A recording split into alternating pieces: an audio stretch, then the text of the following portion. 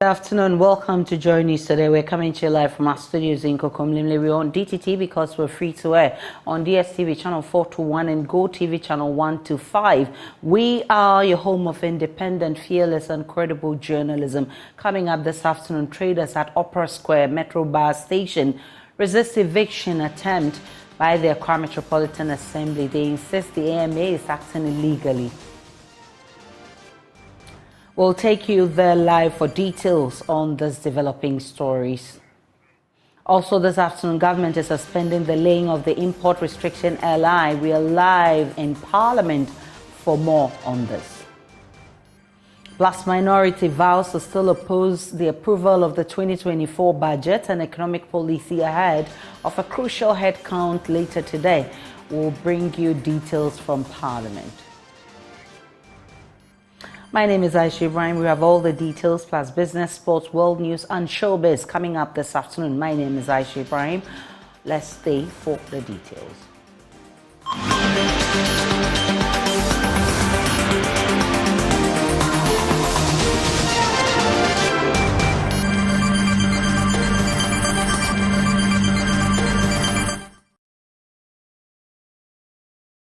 But we're also live on Facebook, YouTube, Instagram, and X Spaces at JoyNews on TV. My personal handle is @Banana Aisha. Let's begin with some traders at Opera Square who are up in arms with the Accra Metropolitan Assembly over attempts to evict them.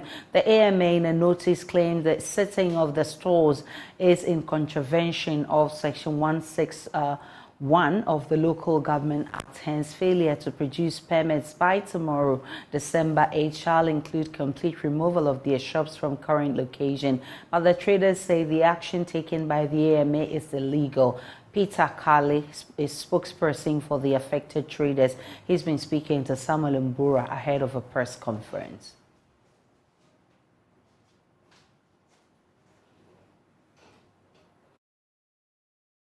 We are electrical traders here. That's what we do here. We sell electricals here. But our concern is, we were here last year. I think during the Christmas festivities, we were not around.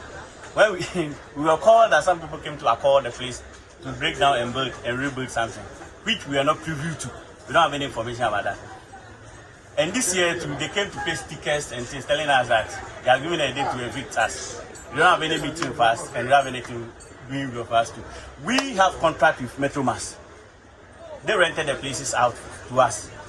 So we have contract with them and we have paid our rent and everything with them. So if anything like that, we being the tenant of the Metromas, they should have given us information or something like that. Now when you go to them and ask, they say they don't have anything, they don't know anything about it. What is your suspicion? We do ask communicate with them. We call them, Master, I want to say so that they will say, oh, minimum. The AMA say they know that about it? The AMA, they will say they don't know anything about it. The Metro must tell you they also don't know anything about it. So we are held in a dilemma. So we also think we want to know the person behind it, someone who is pushing the thing. Are you suspecting that perhaps your buildings or your space has been given out to a private developer? Yes, that's what we are suspecting. That's what we are suspecting. So how many are you here operating? How many livelihoods will be affected if this is allowed to happen? We are in thousands. We are in thousands. We are in thousands. So your demand is what? Our demand is they should come out and give us information about anything that is going on here. But you have limited time. The notice here talks about 8th December. 8th December, yes. Today is 7th. Yes. You are left with only 1 day. It's true we are left with only 1 day. But we have been calling, acquiring, doing things that they are not giving us information. So we are also in waiting for them to come and give us the information they want to give us. Let's go live to the venue and speak with my colleague Samuel Mbura, who has been pitching camp with them. Mbura, what's the update from where you are? Hello, Samuel Mbura. We heard about the press conference that will be held by these aggrieved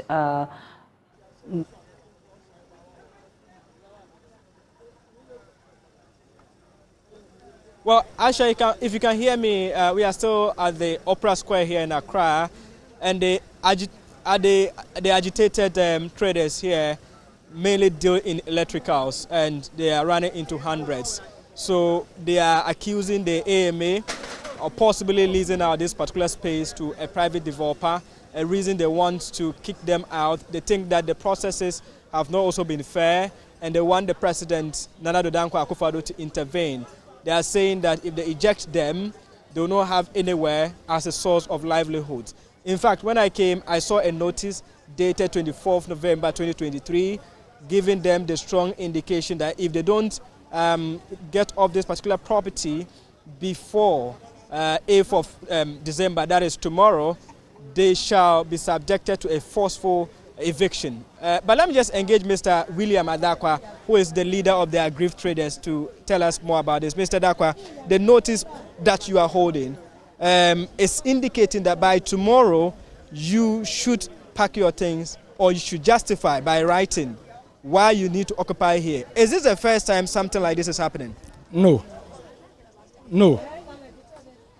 It happened last year when a group of people decided to invade this area to build a structure to take off all the containers within these premises.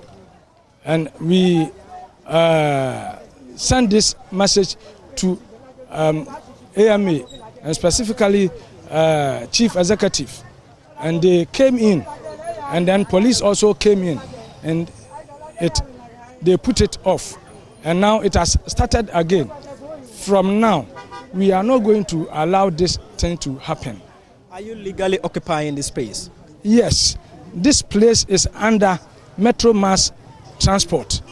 And we have we call them and ask them if they know anything about this. And they assure us that they have no any idea about this problem. So what is your suspicion? In fact, a group of people within this area, within these premises, undermining the trade community here. And we knew that people within the area have taken a step to take over the land and build as they want. But we are not going to allow that. Okay, so how many people are going to be affected? What is your membership base here? Guta has a numbers. We have a numbers within this area, within these premises. We are more than 500 people. We are more than 500 people. Every container within the premises, they are going to take it from here, and each container contains about 5 or more, 10 people working in the container. So in your presser, you indicated that from here you are going to the Jubilee House. What has the Jubilee House got to do with this? What we are saying is that the governance is fall under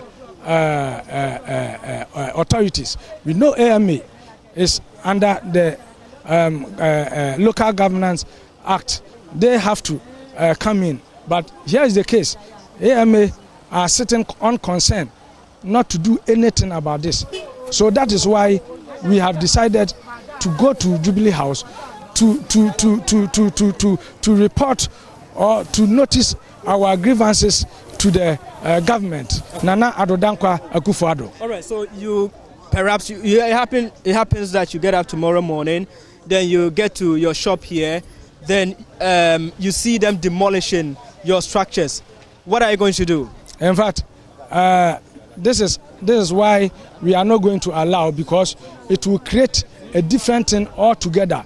It will cause a big demonstration or anything else. Meaning you are going to resist? Yes. And we are saying it in authority that tonight we are not going to sleep. You are going to sleep here? We are not going to sleep. Okay. Right. We are not going to sleep. Okay. Yes. So Asha, that's Mr. Adakwa. He is the leader of the aggrieved traders here at Opera Square.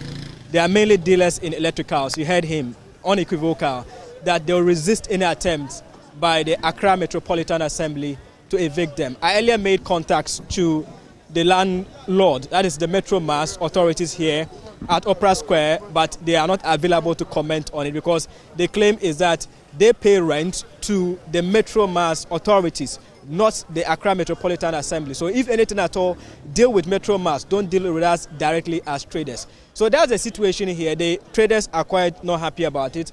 They are worried. Some of them are hoisting red flags in protest of this action. And what they are asking the president to do now is to intervene, call the Accra Metropolitan Assembly chief executive to order so that they can also sustain their livelihood. So you can take it over from me in the studio here, Aisha, from the Opera Square in Accra.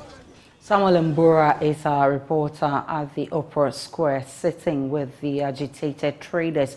Definitely, if the conference comes on, we'll definitely bring you assets of that press conference. Now, government is suspending the laying of the controversial legislative instrument seeking to restrict the importation of at least 22 items. The Trade and Industry Minister has been struggling to lay the LI after spirited opposition by the minority, who say the LI will lead to grand corruption. According to a highly placed source in government, the decision by government is that the LI will no longer be laid and more consultation will be made in the coming days. Ranking member on the Constitutional, Legal and Parliamentary Affairs Committee, Berard Aidoo, says the decision to suspend the laying of the LI is welcomed.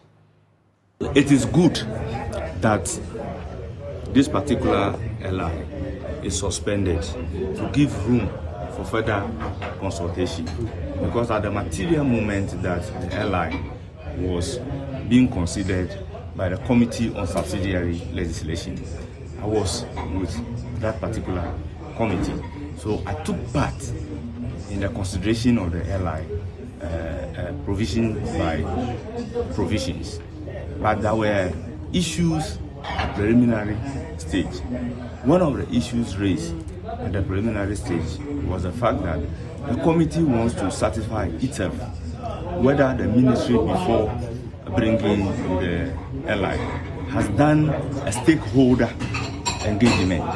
And if so, the committee will want to see a report from the ministry indicating that a stakeholder engagement has been done, so that all the stakeholders and Ghanaians, for that matter, are carried along in the passage of this particular LI after its introduction into law. They haven't brought anything that I have perused to the effect that there has been a stakeholder engagement as required by the committee. So we have taken a decision that until the committee is satisfied that that is done, the LI should not be laid. The second reading was that, having regard to the items listed at page 15 of the LI, we took the items one after the other. That one, taking rice into consideration, committee members are not oblivious to the fact that Ghana, we are producing rice. But what we are producing, is it enough to take care of the country for us to be putting measures in place to restrict the importation?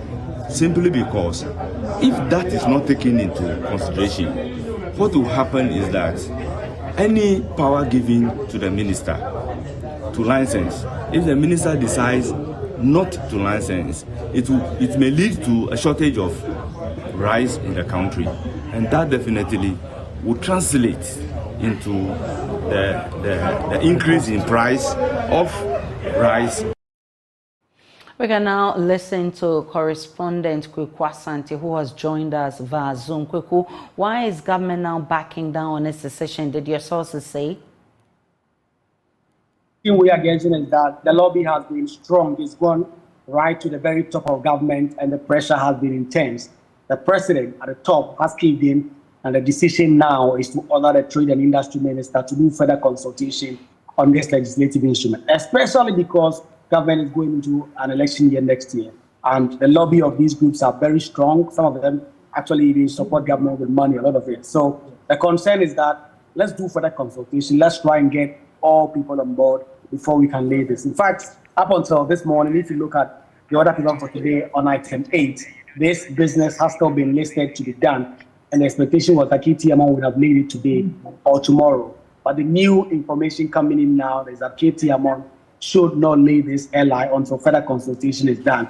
In terms of what exactly this consultation, the form it will take, we do not know yet, because KTMO has always insisted that he has consulted enough members in these groupings, and he expected that they would back this legislative instrument. But this higher up directive will mean that this LI will not be laid, and businesses will have some reprieve now until maybe February, when more consultations are done, and government will decide to revise the legislative instrument and put it before the House. Has this been made official to the House? Well, Parliament hasn't started sitting yet. There is a funeral of a former majority leader whose death has delayed sitting today, and so officially this has not been put in the House. But if given the way things work usually, this will not be announced on the floor. It will just happen that it will not be laid. It will go off the other paper, and that will be it until another time when really people feel like this situation has been dealt with. And so those are the concerns. But the information has been filtering in Parliament. The minority in particular are excited because they believe that this is a victory they've chalked. They have been spirited in their opposition to this airline, and finally they've gotten what they want, and this airline laying has been suspended. Kwekwa, stay on for me, because the minority in Parliament say its stance on the 2024 budget remain unchanged, vowing to scuttle the approval of the 2024 budget statement and economic policy. Today, Parliament will hold a head count to decide whether the statement should be approved or not, after an earlier voice vote was challenged by the NDC MPs. Parliamentary Affairs correspondent is still with me. Kwekwa Sante, has the budget been approved? Not yet, Aisha. As we speak, the budget is still in limbo. The Speaker of Parliament had cause last week to clarify that Parliament had not passed the 2024 budget and economic statement. We should distinguish that the budget and economic policy is different from the various estimates, which will be passed in a combination of what is called the appropriation, usually on the last day before Parliament goes on break. What is currently on the floor now is the statement and economic policy, which was presented by the Finance Minister just a few weeks back. And so today, when Parliament starts, we understand is that is going to be the major business the House will deal with. They will call for the head count. MPs will stand up in their decks, so we counted which side gets more numbers, get their way through. And so it's really going to be about numbers game. Like I was telling you early on, the majority side will have to count their numbers very well. The number of their colleagues who are currently at COP28, who have not returned to the country, the number of them who have also left the country for various other reasons. Of course, a few other minority MPs are also not around, but it will come down to which side has more MPs currently not in the country. And so when sitting starts, I should say. Kwekwa Sante is our parliamentary correspondent. Kwekwa Sante, if you can hear me, is there anything also on the LGBTQ bill? Well, that is still on the other paper, and if there is enough time after the budget, I'm sure the Speaker of Parliament himself presiding may decide that they do the second reading and go ahead with a consideration, cross by cross consideration. But it's still on the other paper. A decision has not been taken on that yet. Thank you, Kwekwa Sante, for bringing us that update. There is more we'll be bringing your way from Parliament in our subsequent bulletins. Now, the Lands and Natural Resources Minister, Samuel Abujinapo, has dismissed suggestions a 15-year lease granted by Berard Aidoo Ghana Limited to mine lithium at Ewoya in the Central Region does not have favorable terms for Ghana. Speaking at a press conference a while ago at the Ministry of Information, he said all decisions taken regarding the deal considered the ultimate interests of Ghanaians. Mr. Jinapo said the agreed terms gives government and the people of Ghana greater value in the mining of the mineral. It will be recalled that the policy statement presented to Parliament last year considered the option of establishing an entity along the lines of the Ghana Integrated Aluminium Development Corporation, GIADEC, and the Ghana Integrated Iron and Steel Development Corporation, GISDEC.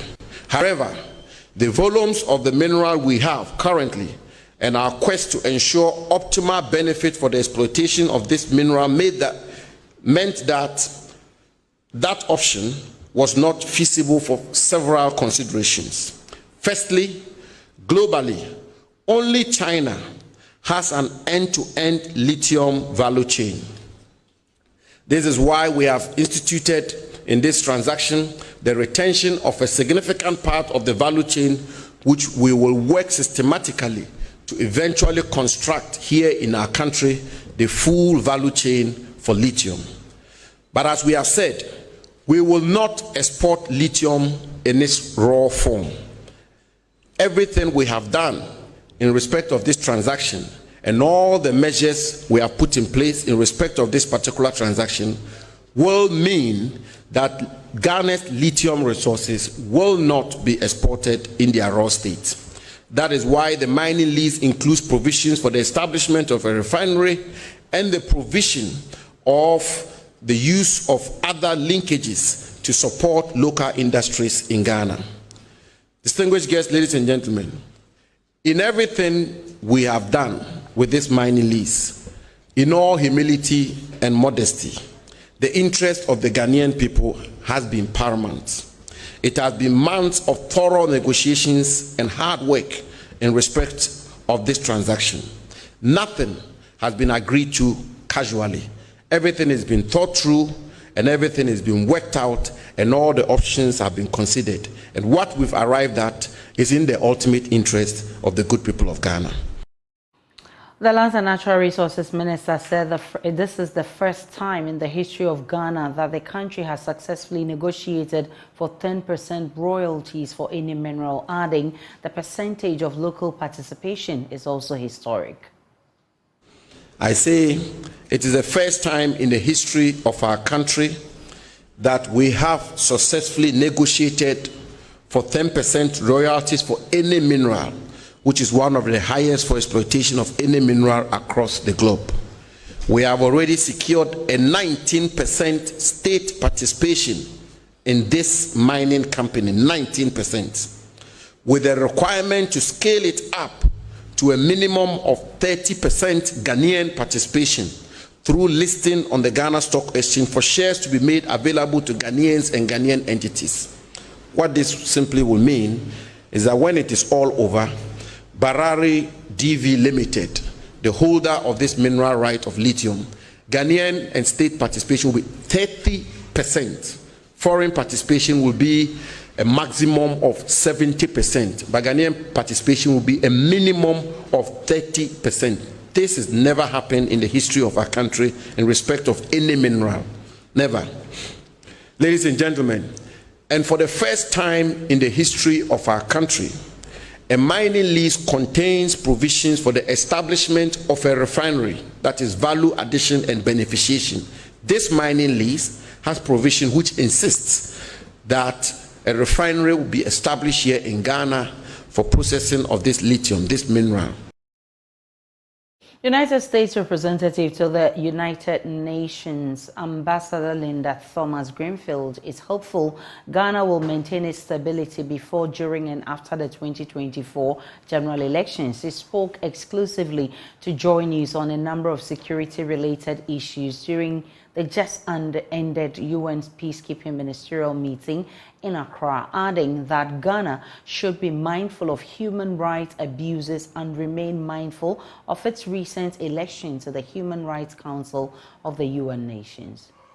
This is the JoyNews channel, live from the Accra International Conference Center on the sidelines of the UN peacekeeping ministerial meeting. I have the rare opportunity to interact with the U.S. representative to the UN, Ambassador Linda Thomas-Greenfield. Thank you so much for joining us here on the JoyNews channel. We're indeed grateful. Good, thank you so much. I'm delighted to be here with you. Ghana treated you so far? So far, so good. Ghana's hospitality has been amazing. Ghana's preparation for this event has been extraordinary. The attendance has been huge. So it's been a great experience, and having Ghana be the host of the Peacekeeping Summit, I think, is it's a real coup for Ghana. Well, that said, I would like us to take a look at Ghana's security situation.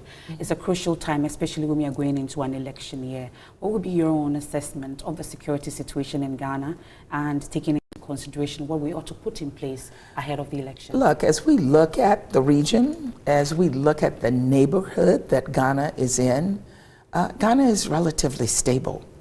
And as I said yesterday, Ghana is a country that delivers peace. You have been an active participant in peacekeeping. I visited a training center yesterday for training police who are going out to the field. Ghana has been a very successful member of the Security Council for the past 2 years, and really worked hard on issues of peace and security across the region, but also around the world. So Ghana, I think, is in good stead as we move forward in the coming year. Well, but looking at the fact that Ghana sits in the middle of a recent spate of coup waves around us, amongst others, our contribution and what we can do to also fortify ourselves against such happenings around us. Well, certainly Ghana is aware of that, and I think as Ghana looks at its own security situation, it is working to partner with other countries in the region through ECOWAS. It is partnering with us and other donors to support their efforts to improve security here in Ghana, but also to take issues of security, peace and security to other places in the world. But our contribution, and some would say that we are not really immune to such happenings. What are we doing right? What do we have to do better going forward to ensure that we sustain that immunity? You know, Ghana is a strong democracy. You have had a long history of transfer of power from one elected government to the next, changing from one party to another party.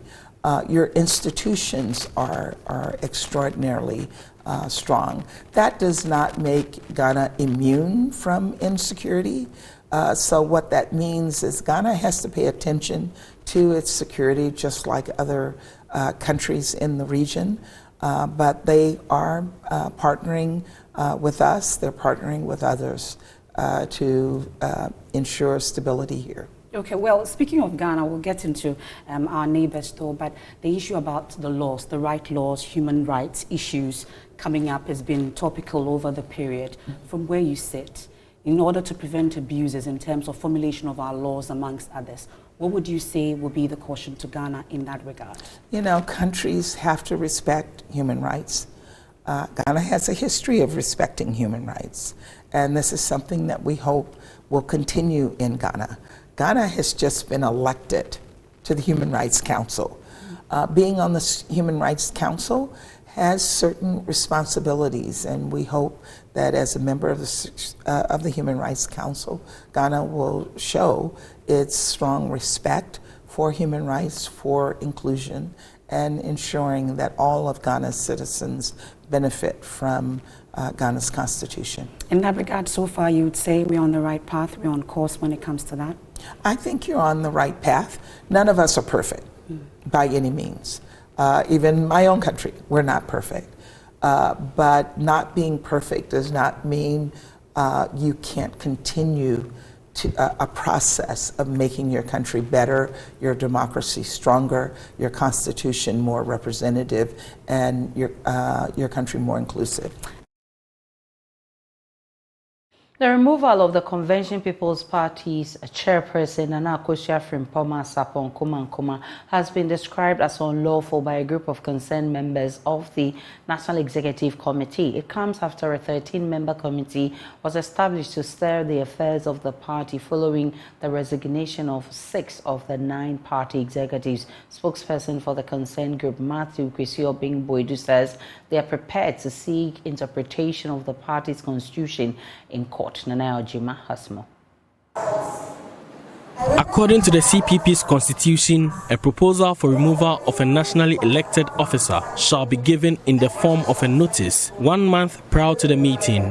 At Article 82 of the Constitution further gives other procedures for the removal of these officers. Former Greater Accra chairman of the CPP, Matthew Kwesi Obin-Boadu, says the petition for the removal came to them as a surprise. We have to make sure and guide against indiscriminate way of removing officers and creating confusion.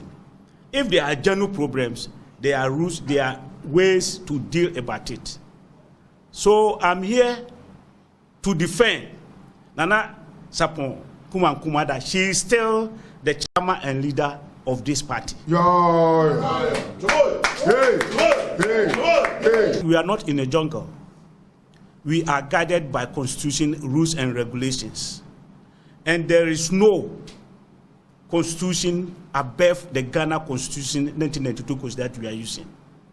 Everything must be guided. After the declaration of support for the national chair, Nana Akosua Frimpong Sapon Kumankuma and two others who refused to tender their resignation, Matthew insists on resorting to the court for interpretation of the party constitution. Since it did not go through the normal procedure and it was like a coup attempt, we don't accept it in the CPP. We will make sure that the court will decide, interpret the CPP constitution for the whole world to know that we have violated our constitution in the first place, and therefore what happened is illegal. A press statement from the CPP Council of Elders has shown its support behind the concerned NEC members, insisting the 13-member steering committee should be disregarded. The release, signed by Vice Chair Christian Yao Ziga, calls for calm as the council moves to resolve the issues.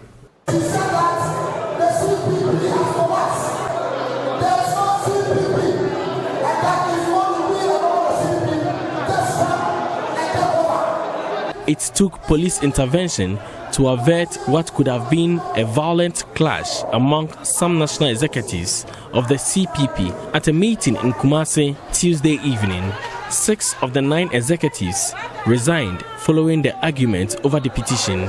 2 of them refused to comment, while the chair insisted on keeping to her post. General Secretary Nanaya Jantua spoke to the media after the resignation. But maybe they think that some other people can do it better. So if that is what it is, I mean, in a political party, you do not hold on to things. You do not hold on to the hinges of the party.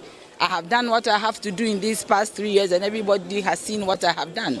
So if that is what it is, that's what it is. I'm okay. I'm a member of the Convention People's Party. My father and Kwame Nkrumah formed the party, but I am gone. Meanwhile, Nana Sapon Kumankuma wants due processes followed by party members. My charge is that I am working too much. I'm doing jobs everywhere, going around and organizing people to join the party without going with my executives. In our constitution, first of all, that is not supposed to be a crime that gets any sanctioning. The path that we took and the path that I've taken is clearly the path that was to lift the party up. And as usual, within the Convention People's Party, there are people who have personal interests, as in every other party, who wants to make sure that the Convention People's Party, the party of Osadifo Dr. Kwame Nkrumah, does not get up. I, Nana Frimpong Sapon Kumankuma, has not volunteered to leave. I am the Convention people, I am the chair and leader. What we saw here, the NEC cannot make that decision. The Convention People's Party declined in votes at the last general elections. About 12,000 votes were attained in 2020, 10,000 votes lesser than the 2016 votes attained. For Joy News, Nanaya Ojima reporting. We're still live on JoyNews Today. We're coming to you from our studios in Kokomlimli. We're also free to air on DTT. Let's take a break. When we return, we'll bring you the very latest coming from the world of business. Hello, welcome. Time to do business with me, Emma Davis. Over 1,000 small businesses and persons with disability across the country are set to have their employment situation improved. This is under an initiative by German Development Organization, GIZ, to drive economic growth and job creation. There's more in this report. MSMEs are the backbone of Ghana's economy, accounting for 2/3 of employment, but many fall when they are faced with uncertainties. Prior research on entrepreneurial networks has attributed differences in business performance to variations in network structure. The GIZ is lending support to businesses across the country in establishing large and open network for businesses which will positively influence performance. The 2-day annual conference of the regional network is under the theme Sustainable Solutions for MSMEs and Employment Growth, the transformative potential of the regional union network of service providers. Christian Yan is head of program support to the private and financial sector at GIZ. And it will be a collaborative effort of all stakeholders from the private sector, public sector, financial sector, with NGOs representative, where we want to bring all together, working collaboratively in order to strengthen the support structure for MSMEs and also for contributing more employment in the region. Persons with disability bewail networking as a challenge. They have low knowledge in running businesses due to the difficulty in working with other agencies. Stephen John is a representative for the Center for Persons with Disability. With people with disability, we have little knowledge in the business environment, but this has opened up a wider knowledge so that from now we'll be able to work closer with other agencies to see how best we can uplift the image of our fellow brothers on the streets. Well, the center has been able to at least train a lot of our people who were on the streets. The Ashanti Regional Coordinating Council has assured its support towards economic development and sustainability of businesses in the region. Beatrice Kwatin Oseyasari is Chief Development Planning Officer. The Ashanti Regional Coordinating Council and all stakeholders gathered here is committed to propelling our region towards economic prosperity and a sustainable development. We will, however, need to work together in unity and in our efforts to foster entrepreneurship for the realization of our collective vision. For Joy Business, Mona Lisa Frimpon reporting. Now, players within the construction industry have been urged to forge a collaboration with the public sector to ensure proper risk management. According to Chief Executive Officer for Infinity Build Group, there is the need for professionals to implement various policies within the space to drive growth. He spoke to Joy Business at a nationwide affordable housing in smart, sustainable satellite cities, communities and villages conference. Construction industry is trying to strategize to look at when we start building what projects Ghana should have, because by the time we are done, it's never ending because the population is growing. But we want to make sure that whatever projects we decide to do, we are looking at Ghana's prosperity. So, for example, once we start building, Ghana will need another dam. We have a lot of water. We can provide energy from another dam. The Institution of Engineers will be looking at that. There's been some work already done by the Ministry of Finance. So can we find the money to implement that? Can Ghana export energy to Togo and make some foreign exchange from that? We'll be looking at health. What's Ghana's potential for healthcare? You know, we have a deficit in health as well, where when you're sick, you can't even go to Kolebu because we are just too many. How do we address that as built industry professionals? Can Ghana make money from maybe health tourism? Those are issues we are discussing. Can Ghana make money from tourism alone? Kenya did it, South Africa did it. Why not Ghana? We are the visionaries as architects. So it's to make sure that the construction industry comes together and develops Ghana together with government. For so long, we've been sitting back saying government should do this, government should do that. We've been complaining. But architects have a skill for settlements planning, where we use Ghana's housing population census data to design settlements. Now we want that to happen so that people's issues with houses without toilets, houses without water, houses without electricity, it all brings a lot of suffering, and it even makes them poorer. So we are thinking about the ordinary Ghanaian who cannot afford a house. Your safety, your security, your access to health, all these have an impact on government as well. Government pays the money when we are creating slums all over the place because people build the way they can, no toilets, no water. We are making ourselves sick. And that's all for business today. My name is Emma Davis. For more business news, do log on to myjoyonline.com. Up next, it's sports. Please stay.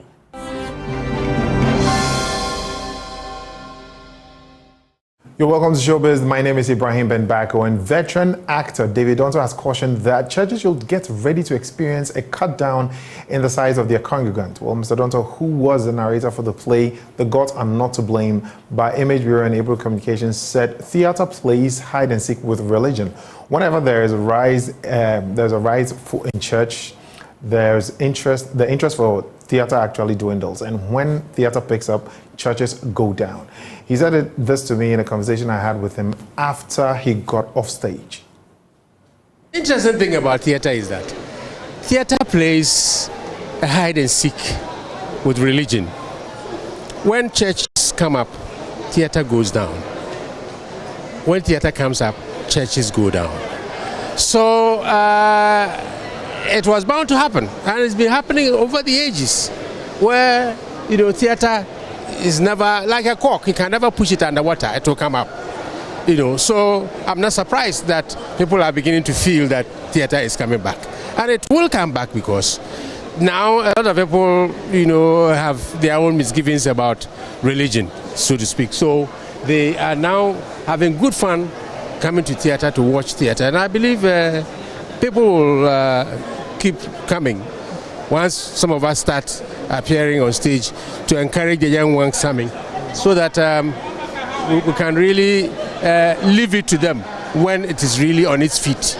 Leave it to them and get them to really be doing some good theater. So does it mean we should be expecting church going down? Oh yeah, certainly. You see, they prey on the same audience.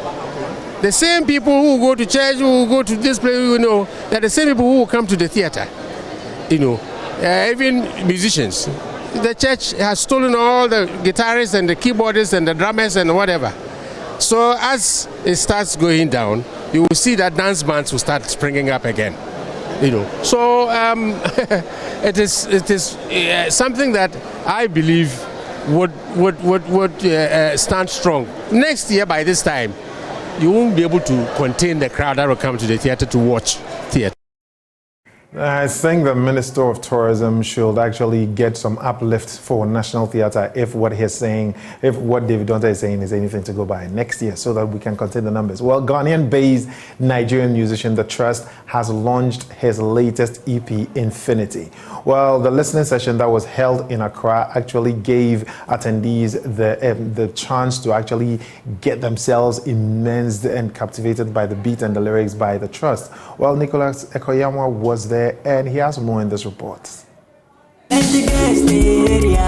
It was a night filled with anticipation as music enthusiasts gathered for an exclusive listening session and launch of the Ghana-based Nigerian musician The Trust's 7-track EP Infinity. The EP, consisting of 7 tracks, explores a range of emotions and musical styles, reflecting The Trust's unique perspective and experiences. The listening session held in Osu, Accra, provided a great experience for attendees to immerse themselves in the captivating beats and lyrics by The Trust. Speaking to JoyNews, The Trust says the idea behind the EP is to tell the story of his life and family. And people should know that we have no end. We are not going and coming down. We are going and going higher.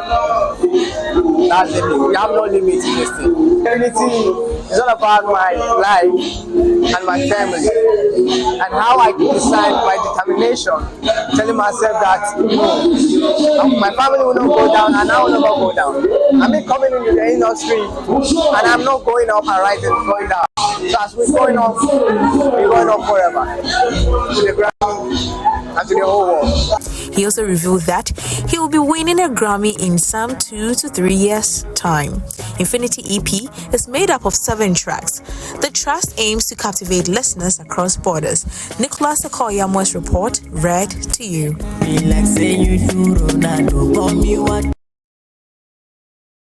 And that will be all for Showbiz on JN Today. The name is Ibrahim Benbako, and back to you, Aisha. And my name is Aisha Ibrahim. Thank you for bringing us Showbiz. That will be it for the bulletin. And for more news, log on to myjohnline.com. There you'll find a lot more of the news and updates of all the developing stories. Do enjoy the rest of our programs. Bye.